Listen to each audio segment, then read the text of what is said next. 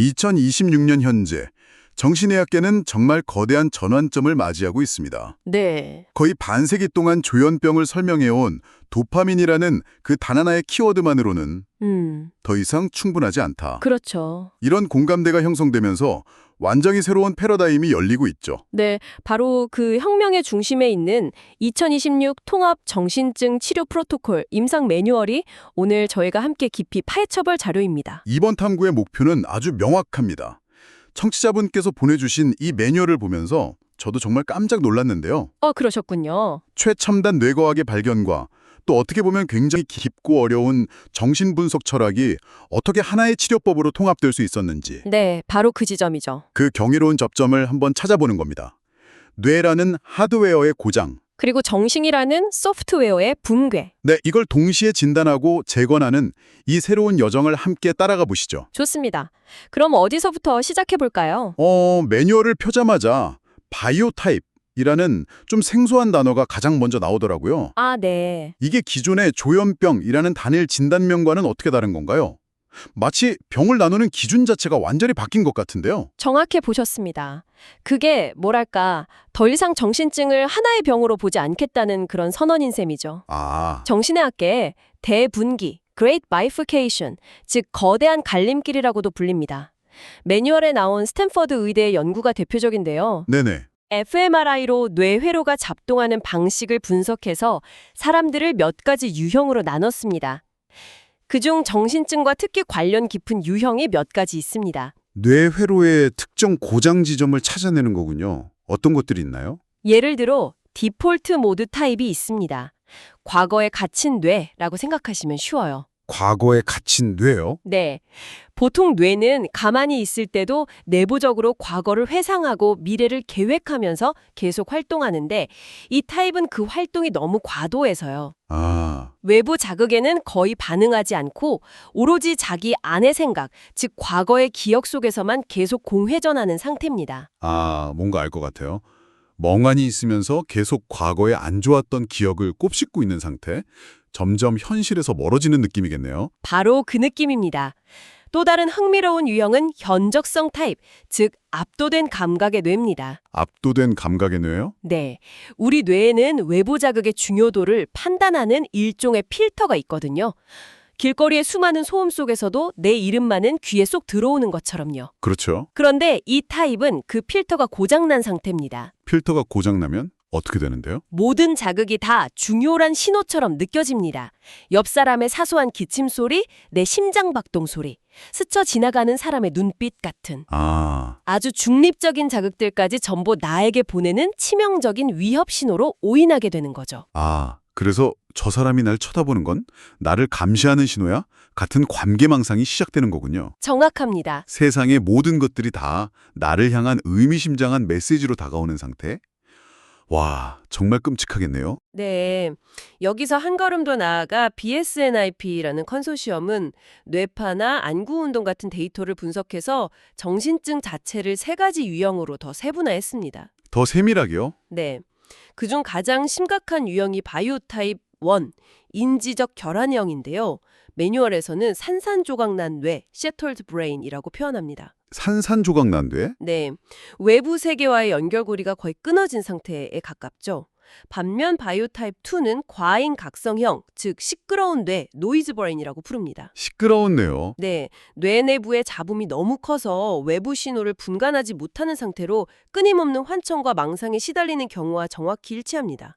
뇌를 이렇게 세밀하게 들여다보니까 환자가 겪는 혼란이 더 이상 의지가 약해서가 아니라 그렇죠. 구체적인 회로와 시스템의 고장 문제라는 게 명확해지네요. 이 모든 현상을 하나로 꿰뚫는 그런 통합적인 뇌과학 이론 같은 것도 있을까요? 있습니다. 바로 예측 부호화 이론입니다. 예측 보호화. 네, 저도 처음 이 이론을 접했을 때 며칠 밤잠을 설쳤을 정도로 충격적이었는데요. 핵심은 이겁니다. 네. 우리 뇌는 세상을 있는 그대로 보는 게 아니라 끊임없이 다음 순간을 예측하고 예측을 한다. 네, 그 예측과 실제 들어온 감각 정보가 얼마나 다른지 그 차이, 즉 오류만을 처리하며 살아가는 아주 효율적인 기계라는 겁니다. 예측과 일치하면 굳이 에너지를 써서 처리할 필요 없다는 거군요. 그렇죠. 우리는 컵을 보면 그게 딱딱할 거라고 이미 예측하기 때문에 만질 때마다 와, 이거 딱딱하네 하고 놀라지 않잖아요. 예측과 현실이 일치하니까요. 네네. 듣고 누가 따라온다고 지레 짐작하는 것도 아주 약한 수준의 예측 오류를 뇌가 서둘러 이야기로 메우려는 본능이라는 건가요? 바로 그겁니다. 완벽한 비유예요. 건강한 뇌는 불확실한 상황에서 그럴듯한 이야기 하나를 만들어내고 상황이 끝나면 잊어버리죠. 네. 하지만 정신증의 뇌는 모든 감각 정보가 예측 불가능한 중요한 오류로 인식됩니다. 평범한 자동차 경적 소리, 옆 사람의 기침 소리 하나하나가 전부 의미심장한 신호가 되고 아, 뇌는 이 거대한 혼돈에 어떻게든 질서를 부여하기 위해 저 소리는 나를 감시하라는 CIA의 암호다와 같은 거대한 망상을 필사적으로 만들어내는 겁니다. 와, 뇌가 혼돈이라는 진공 상태를 견디지 못해서 스스로 기괴한 이야기라도 만들어 채워넣는 거군요. 정말 흥미로운데 여기서 어떻게 정신분석 철학이랑 연결이 되는 거죠? 네. 이 명백한 하드웨어의 오류가 어떻게 정신이라는 소프트웨어의 문제로 이어지는 건가요? 바로 그 지점에서 락항 정신분석의 핵심 개념과 놀랍도록 정확하게 맞물립니다. 아, 그래요? 락항은 정신병을 아버지의 이름의 폐제, foreclosure of the name of the father 상태라고 설명했거든요. 아버지의 이름이요? 굉장히 은유적인 표현이라 좀 어렵게 들리는데요? 네, 여기서 아버지는 실제 아버지가 아니고요. 한 사회의 법과 질서, 상식, 규칙 같은 것들을 총칭하는 상징적인 개념입니다. 아, 뇌과학적으로 보면 이 아버지의 이름은 바로 뇌의 예측 시스템 최상위에 있는 마스터 알고리즘, 즉 가장 강력하고 안정적인 사전 믿음에 해당합니다. 아, 그러니까 아버지의 이름이라는 건 세상은 원래 이런 거야 하고 우리가 무의식적으로 받아들이는 가장 기본적인 사회적 상식이나 룰 같은 거군요. 맞습니다. 근데 그게 아예 설치된 적이 없으니 세상이 필터링되지 않은 날것의 데이터로만 느껴진다는 말씀이시죠. 완벽하게 이해하셨습니다. 정신병은 바로 그 마스터 알고리즘이 애초에 심리 내부에 설치되지 않은, 즉 폐제된 상태인 거죠. 아하, 최상위 통제 시스템이 없으니까 날것의 감각 정보들이 아무런 필터링 없이 그대로 의식으로 쏟아져 들어오는 겁니다. 와, 이것이 바로 뇌과학에서 말하는 예측 오류의 폭풍이자 락항이 말한 상징계에 구멍이 뚫려 실제, the real이 침입하는 상태인 겁니다. 뇌과학이 뇌의 구조적 붕괴, 즉 하드웨어의 고장을 보여줬다면 이제 그게 어떤 의미를 갖는지 소프트웨어 차원에서 들여다볼 차례군요. 네, 맞습니다. 자료에 언급된 이우경 박사의 증상 철학에서는 이 상태를 정신의 무정부 상태라고 표현하던데 이건 어떤 비유인가요? 정신을 하나의 국가에 비유하는 아주 탁월한 모델입니다. 우선 원초적 욕망 덩어리인 본능은 국민입니다. 본능이 국민이다. 네, 끊임없이 무언가를 원하고 요구하죠. 이를 현실에 맞춰 조율하고 통제하는 자아는 행정부, 즉 정부입니다. 네, 그리고 도덕과 규범에 초자하는 사법부 역할을 하고요. 흥미롭네요. 본능은 국민, 자아는 정부, 초자아는 사법부. 네, 이 비유에 따르면 정신병은 이 중에서 정부, 즉 자아가 완전히 붕괴된 무정부 상태입니다. 아, 정부가 무너진? 네, 정부가 무너지니 그동안 억압되었던 국민, 즉 날것의 본능과 감각들이 거리로 쏟아져 나와 통제 불능의 폭동을 일으키는 거죠. 그렇군요. 이때 환자는 이 극심한 혼돈 속에서 자신을 지키기 위해 망상이라는 임시적이고 거짓된 질서라도 스스로 세우게 되는 겁니다. 그렇다면 치료의 목표가 단순히 폭동을 진압하는 것, 즉 증상을 없애는 것만이 아닐 수도 있겠다는 생각이 드네요. 바로 그게 이 철학의 핵심입니다. 증상을 제거해야 할 악으로 보는 게 아니라 그 자체를 엄청난 에너지이자 잃어버린 무언가에 접근하는 단서로 본다는 점입니다. 솔직히 조금 이상적으로 들리지도 합니다. 증상이란 게 환자나 가족에겐 정말 끔찍한 고통일 텐데 그걸 에너지나 단서로 보자는 접근법이 실제 임상 현장에서 저항에 부딪히진 않나요? 아주 중요한 질문입니다. 물론 고통 자체를 미화하자는 뜻은 절대 아니죠. 네. 다만 그 고통이 어디서 오는 건지 그 근원을 보자는 겁니다. 예를 들어 불안이라는 증상은 끔찍하지만 그 에너지는 우리를 미래에 대비하게 하는 원동력이 되기도 하거든요. 아, 그러네요. 우울은 우리를 깊은 자기 성찰로 이끌기도 하고요.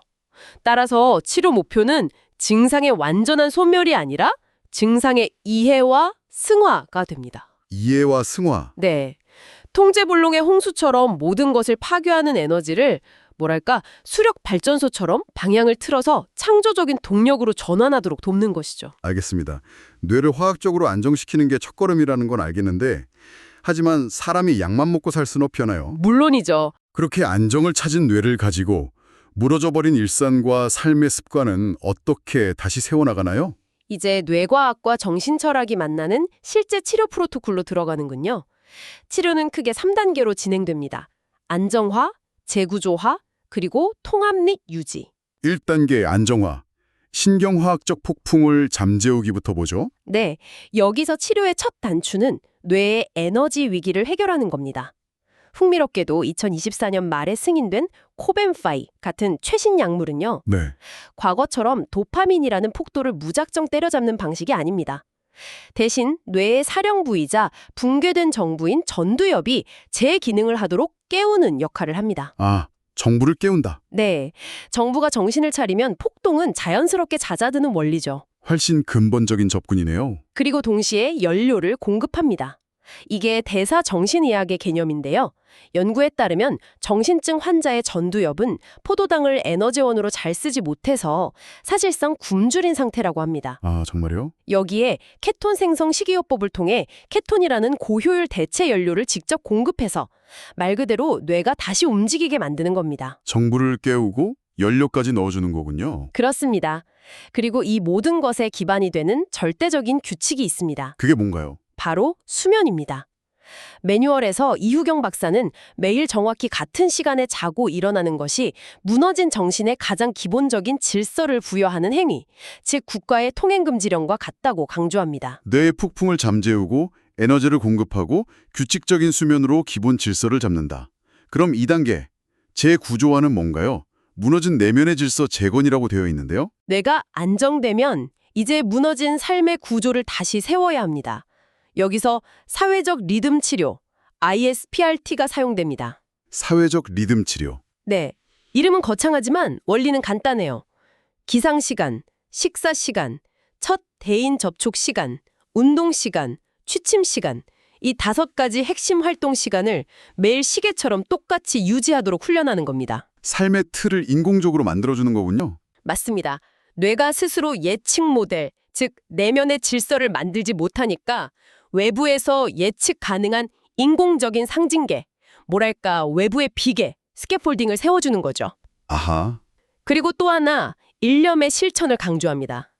운동이든 공부든 예술이든 건전한 활동 하나에 미치도록 몰입하게 하는 겁니다. 에너지가 엉뚱한 곳으로 흐르지 않게 단단한 물길을 하나 터주는 거네요. 바로 그 원리입니다.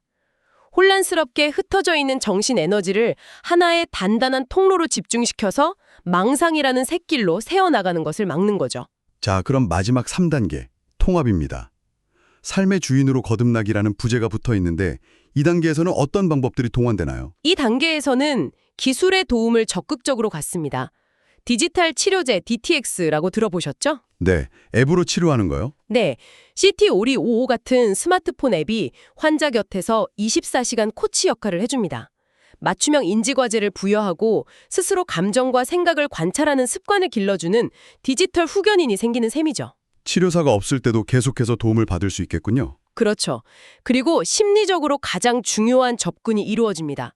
바로 망상의 의미화입니다. 망상의 의미화요. 예를 들어 환자가 CIA가 나를 감시한다고 말할 때 그건 사실이 아니에요 라고 반박하는 건 아무 의미가 없습니다. 그건 환자에게는 100%의 진실이니까요. 그럼 어떻게 접근하죠? 망상을 부수는 게 아니라면? 망상이 말하고자 하는 바를 이해하려는 시도인가요? 정확합니다. 반박하는 대신 그 속에 숨겨진 욕망을 함께 탐색하는 겁니다. CIA처럼 강력한 기관이 당신에게 왜 그렇게 관심을 가질까요? 당신에게는 뭔가 특별한 점이 있나 보군요. 이런 식으로요. 아, 이를 통해 누군가 나에게 지대한 관심을 가져주길 바란다는 그 밑에 깔린 절실한 욕망을 스스로 발견하게 돕는 거죠. 네네.